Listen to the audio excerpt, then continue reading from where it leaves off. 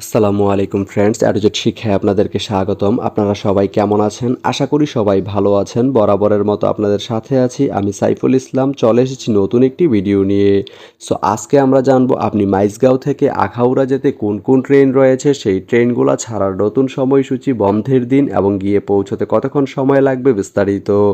তো আমি যদি আপনাদেরকে ট্রেনের সময়সূচিগুলো বলে দেই, আপনি মাইজগাঁও থেকে আখাউড়া যেতে প্রথমে যে ট্রেনটি রয়েছে সেটি হচ্ছে পাহাড়িকা। পাহাড়িকা ট্রেনটি মাইজগাঁও থেকে ছাড়বে সকাল 11টা 12 মিনিটে এবং এটি আখাউড়া গিয়ে পৌঁছবে দুপুর 3টা 20 মিনিটে। বুধবারের দিন এই ট্রেনটি বন্ধ থাকে। এরপরে রয়েছে সুরমা।